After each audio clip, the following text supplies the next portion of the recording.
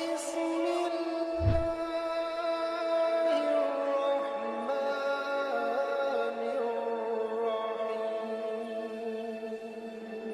السلام علیکم ناظرین۔ پیارے ناظرین، آج ہم بات کرنے والے ہیں حضرت موسیٰ علیہ السلام کے بارے میں۔ وہ عظیم واقعہ جب انسان کی اللہ سے ملاقات ہوئی، جب اللہ کی تجلی کے سارے پردے ہٹ گئے، وہ نور جسے دیکھ کر حضرت موسیٰ علیہ السلام پر گشی طاری ہو گئی۔ وہ کون سا مقام تھا جہاں اس کائنات کے مالک کا ظہور ہوا تھا؟ اس جگہ کی کیا حالت ہوئی؟ وہ جگہ آج کہاں ہے؟ اس ویڈیو میں ہم مقدس مقام کوہ طور کے بارے میں جانیں گے، جہاں حضرت موسیٰ علیہ السلام نے اللہ کی تجلی دیکھی تھی۔ تو ناظرین، ویڈیو شروع کرنے سے پہلے میری آپ سے گزارش ہے کہ اس واقعے کو مکمل طریقے سے سمجھنے کے لیے اس ویڈیو کو اینڈ تک ضرور دیکھیے گا، اور اگر ابھی تک آپ نے ہمارے چینل تابش علم کو سبسکرائب نہیں کیا ہے تو اسے بھی سبسکرائب کر دیں اور پاس میں دیے گئے بیل آئیکن کو بھی دبا دیں تاکہ ہماری ہر آنے والی ویڈیو کی نوٹیفیکیشن آپ تک پہنچتی رہے۔ تو چلیے ناظرین، ویڈیو شروع کرتے ہیں۔ جب حضرت موسیٰ علیہ السلام کو مصر سے جلا وطن کیا گیا تو آپ مدین پہنچے، جہاں آپ نے حضرت شعیب علیہ السلام کی بیٹی صفورہ سے نکاح کر لیا اور وہیں بس گئے۔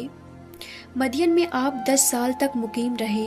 اس کے بعد حضرت موسیٰ علیہ السلام کو اپنے والدین اور لوگوں کی یاد شدت پریشان کرنے لگی، لہٰذا آپ نے مصر جانے کا ارادہ کیا۔ آپ نے رخت سفر باندھا۔ اس سفر میں آپ کے اہل خانہ بھی آپ کے ساتھ تھے۔ مدین سے مصر کا سفر ایک لمبا سفر تھا اور راستہ بھی خنگی اور بیابانوں سے بھری تھی۔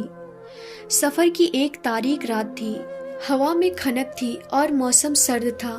آپ علیہ السلام کوہ طور کی جانب بڑھ رہے تھے۔ طور اس راستے میں واقع تھا جو مدین سے مصر کی طرف جاتا ہے۔ جب آپ طور کے پہاڑ کے نزدیک پہنچے تو راستے سے بھٹک گئے۔ آگ کا بھی کوئی انتظام نہ تھا، ساتھ ہی آپ کے گھر والے، غلام اور بکریاں تھیں۔ سردی بڑھتی ہی جا رہی تھی، لہٰذا اس سرد رات میں ہواؤں سے محفوظ رہنے کے لیے آپ نے ایک جگہ پڑاؤ ڈالا۔ وہاں آپ نے پتھروں کو رگڑ کر آگ جلانے کی کوشش کی، مگر ناکام ہو گئے، کیونکہ سردی کی شدت اور ہواؤں کا بہت زور تھا، اس لیے آگ نہیں جل رہی تھی۔ حضرت موسیٰ علیہ السلام کی اہلیہ صفورہ بھی امید سے تھی، لہٰذا حضرت موسیٰ علیہ السلام بہت پریشان ہوئے۔ اس وقت آگ کے ہونے سے ہی روشنی اور گرمی مل سکتی تھی، لہٰذا اب آپ نے ادھر ادھر دیکھا تو دور آگ جلتی ہوئی روشنی دکھائی دی۔ اس روشنی کو دیکھ کر موسیٰ علیہ السلام کو لگا کہ شاید وہاں کوئی اور مسافر موجود ہے جس نے آگ جلا رکھی ہے، شاید اس سے مدد مل سکے یا ہمیں وہ راستہ ہی بتا دے۔ لہٰذا آپ نے اپنے اہل خانہ سے کہا کہ ٹھہرو، میں نے آگ دیکھی ہے، شاید میں وہاں سے کوئی خبر لے آؤں یا اس آگ سے کوئی انگارہ ہی اٹھا لاؤں جس سے تم تاپ سکو۔ حضرت موسیٰ علیہ السلام آگ کے اصول کے لیے چل دیے۔ راستہ نہایت ہی پتھریلا تھا۔ آپ نے اسے پار کیا اور غار نما جگہ کی طرف بڑھے جہاں سے روشنی آ رہی تھی۔ جب آپ اس روشنی کے قریب پہنچے تو دیکھا کہ ایک سرسبز جھاڑی آگ کی لپیٹ میں ہے۔ آگ پوری آب و تاب کی لپیٹ کے ساتھ بھڑک رہی ہے، لیکن وہ درخت کو راکھ کرنے کے بجائے اس کی خوبصورتی میں اضافہ کر رہی ہے۔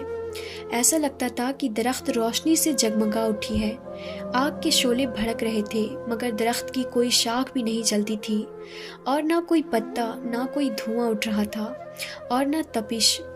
یہ منظر نہایت ہی عجیب و غریب اور آنکھوں کو متاثر کر دینے والا تھا۔ حضرت موسیٰ علیہ السلام حیرانی کے عالم میں اس درخت کی طرف دیکھے جا رہے تھے۔ وہ درخت آپ کے مغرب کے دائیں سمت میں تھا۔ اچانک ایک آواز آئی، اے موسیٰ، میں ہی تیرا رب ہوں، جوتیاں اتار دے، تو وادی مقدس طویٰ میں ہے اور میں نے تجھے چن لیا ہے۔ میں ہی اللہ ہوں، میرے سوا کوئی خدا نہیں، بس تو میری بندگی کر اور میری یاد کے لیے نماز قائم کر۔ اللہ تبارک و تعالیٰ نے خود حضرت موسیٰ علیہ السلام سے کلام کیا اور اپنے بندے کو حکم دیا کہ یہ جگہ پاک اور مقدس ہے، اور آپ کو اللہ نے نبی چن لیا ہے تاکہ آپ مصر کی طرف جائیں اور فرعون کو اللہ سے ڈرائیں۔ نیز اب سے حضرت موسیٰ علیہ السلام کی حفاظت خود اللہ رب العزت کے ذمے ہوگی۔ پھر اللہ نے حضرت موسیٰ علیہ السلام سے فرمایا، اے موسیٰ، یہ تیرے ہاتھ میں کیا ہے؟ حضرت موسیٰ علیہ السلام جو اس واقعے پر حیران اور پریشان تھے، فوراً بولے یہ میری لاٹھی ہے، اس پر ٹیک لگا کر چلتا ہوں، اسی سے اپنی بکریوں کے لیے پتے جھاڑتا ہوں اور بھی بہت سے کام ہیں جو اس سے کرتا ہوں۔ اللہ رب العزت نے حکم دیا کہ اے موسیٰ اسے پھینک دو۔ حضرت موسیٰ علیہ السلام نے فوراً حکم کی تعمیل کی اور اپنا عصا پھینک دیا۔ اچانک کیا دیکھتے ہیں کہ زمین پر گرتے ہی وہ عصا سانپ بن گیا جو ادھر ادھر بھاگنے لگا۔ اس پر حضرت موسیٰ علیہ السلام بہت ڈر گئے، پلٹ کر بھاگے اور مڑنے کی ہمت نہ کی۔ فوراً ارشاد باری تعالیٰ ہوا، موسیٰ پلٹ آؤ اور خوف نہ کرو، تم بالکل محفوظ ہو، اس عصا کو پکڑ لو اور ڈرو نہیں، ہم اسے پھر ویسا ہی کر دیں گے جیسے یہ تھی۔ جب حضرت موسیٰ علیہ السلام نے ڈرتے ڈرتے اس سانپ کو پکڑا تو وہ پھر سے عصا بن گیا۔ پھر اللہ نے حکم دیا اپنے گریبان میں اپنا ہاتھ ڈالو، وہ بغیر کسی عیب کے چمکتا ہوا نکلے گا۔ حضرت موسیٰ علیہ السلام نے حکم کی تعمیل فرمائی اور اپنا ہاتھ اپنے گریباں میں ڈال کر باہر نکالا تو ایسے نور اور چمک نکلا جو بے مثال تھی۔ لہٰذا یہ دو معجزے حضرت موسیٰ علیہ السلام کو عطا کر دیے۔ جب حضرت موسیٰ علیہ السلام نے اپنے رب سے کلام کیا اور طور سے واپس لوٹے تو کوئی شخص بھی آپ کے چہرے کی طرف دیکھ نہ پاتا تھا۔ حضرت موسیٰ علیہ السلام کے چہرے اور آنکھوں میں وہ حسن اور نور آ گیا تھا کہ اس تجلی کو دیکھنے کے بعد آپ کی طرف دیکھنے والا آپ کے حسن کی تاب نہ لا پاتا تھا۔ اگر حضرت موسیٰ علیہ السلام کسی کی آنکھوں میں آنکھیں ملا لیتے تو اس شخص پر ہیبت طاری ہو جاتی تھی۔ کوہ طور سے واپس آنے کے بعد آپ مصر کی طرف روانہ ہوئے۔ حضرت موسیٰ علیہ السلام کو اس کائنات کے رب سے کلام کرنے کی شہادت پر کلیم اللہ کہا جاتا ہے۔ مصر کے وادیوں میں موجود کوہ طور وہ پہاڑ ہے جسے جبل موسیٰ بھی کہتے ہیں۔ اللہ کی تجلی کو اس پہاڑ کی چٹانیں برداشت نہ کر سکی اور چھوٹی چھوٹی ٹکڑوں میں ٹوٹ گئی۔ اللہ کی تجلی کی وجہ سے یہ پہاڑ آج بالکل بے آب ہو گیا ہے۔ اس پہاڑ پر کسی قسم کی کوئی پیڑ پودے نہیں اگتی، نہ ہی یہاں کوئی پانی موجود ہے۔ یہ پہاڑ دنیا کا واحد پہاڑ ہے جو روز 2 مختلف درجن حرارت تبدیل کرتا ہے۔ صبح کے وقت یہ نہایت ہی گرم ہوتا ہے اور رات کے وقت بالکل ٹھنڈا۔ یہ پہاڑ روز اپنی رنگ میں بھی تبدیلی لاتا ہے۔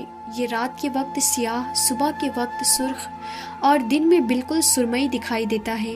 یہ خانقاہ 4 صدی عیسوی میں بنائی گئی تھی۔ خانقاہ کے انتظامیہ کا کہنا ہے کہ وہ جھاڑی جس پر اللہ کی تجلی ہوئی اور حضرت موسیٰ علیہ السلام نے کلام کیا تھا آج تک وہی قائم ہے۔ انتظامیہ نے وہاں لکڑی کی رکاوٹیں بنا کر راستہ بند کر دیا ہے جہاں لوگوں کا داخل ہونا منع ہے۔ بھوٹان کے ایکسپرٹس نے اس جھاڑی کو مختلف علاقوں میں کاشت کرنے کی کوشش کی مگر وہ ناکام رہے۔ یہ جھاڑی دنیا کے کسی حصے میں بھی کاشت نہیں کی جا سکتی۔ آخر کار اس جھاڑی کی ایک کلم جھاڑی سے کچھ دور ہی بو دی گئی تو وہاں پودا نکل آیا۔ سائنسی دانوں نے اس جھاڑی کو معجزہ تسلیم کیا ہے۔ بہرحال اس واقعے میں بہت سارے پوشیدہ پیغام موجود ہیں، جن میں ایک اہم پیغام یہ ہے کہ اتنی عظیم اور سخت پہاڑ اللہ کی تجلی کو برداشت نہ کر سکا اور جل کر سرما ہو گیا، لیکن ایمان والوں کا دل اللہ کی تجلی کو برداشت کر لیتا ہے۔ یہ مسلمانوں پر اللہ کی خاص رحمت ہے کہ اللہ کی کلام قرآن مجید کو ہم اپنے دلوں میں محفوظ کر سکتے ہیں۔ یہ دل اتنا عظیم بابرکت ہے کہ جسے دیکھ کر فرشتے بھی حیرت زدہ رہ جاتے ہیں۔ جیسا کہ اللہ نے قرآن مجید میں فرمایا، اگر ہم نے اس قرآن کو پہاڑ پر اتار دیا ہوتا تو تم دیکھتے کہ یہ پھٹ جاتا اور دب جاتا۔ تو ناظرین، آج کی ویڈیو میں تھا بس اتنا ہی، پھر ملتے ہیں اگلی ویڈیو میں، تب تک کے لیے خدا حافظ۔